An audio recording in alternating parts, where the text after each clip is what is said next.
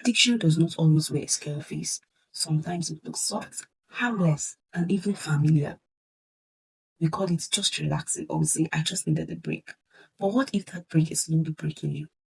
It's Debbie Omachisu, your cheerleader again, caring for the total man, spirit, soul, and body. So today we'll be looking at the topic binge and bite, the comfort that changes. And in today's series, we'll be looking at two soft and quiet forms of addiction. And the first one we'll be looking at is binge entertainment. You know that feeling of just one more episode, one more video.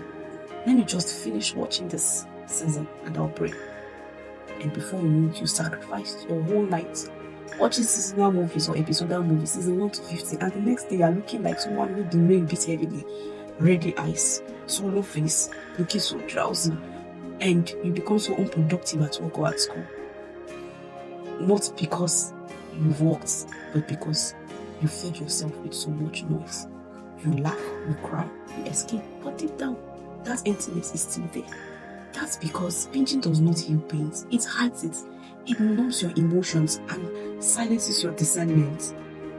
Because whatever you run to for comfort, it's what rules your peace. Yes, good entertainment is not evil. Because God gave us joy, creativity, and laughter.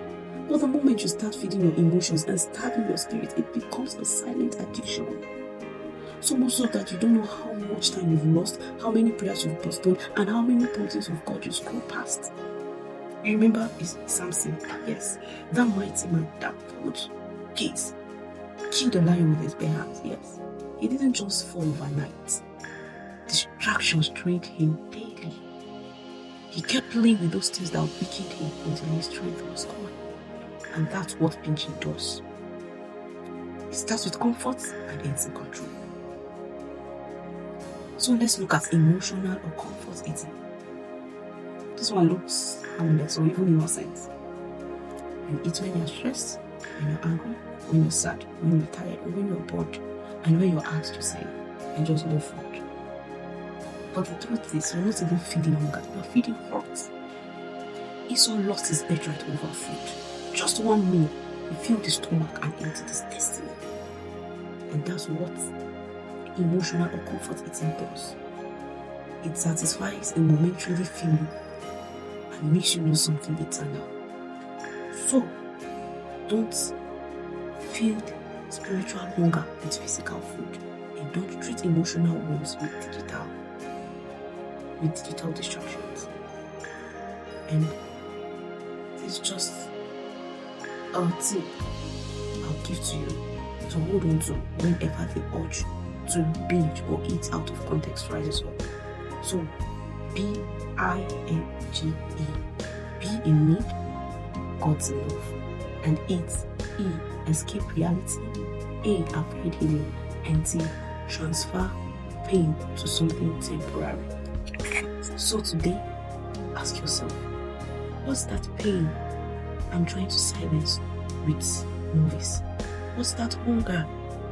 What's that emptiness I'm trying to fill with food? When was the last time I let God comfort me instead of Netflix and noodles? Because the truth is, no amount of movies, no amount of snack will fill that space meant for God's presence. Yes. So it's time to take back control. Take back that control. Turn off the noise. Feed your spirit rather than your senses. And seek joy in His word rather than in what trends. Because the truth is,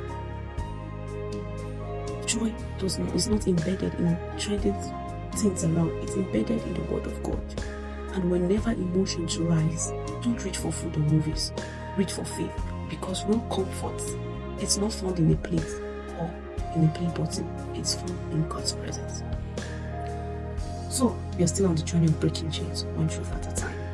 And the next session, your eyes will be open to another form of silence. Bondage that many people ignore. So until I come your way again, stay tuned, stay strong, and stay anchored. And remember, freedom doesn't just begin when the chains fall off. It begins when the truth steps in. See you. Bye. Cheers.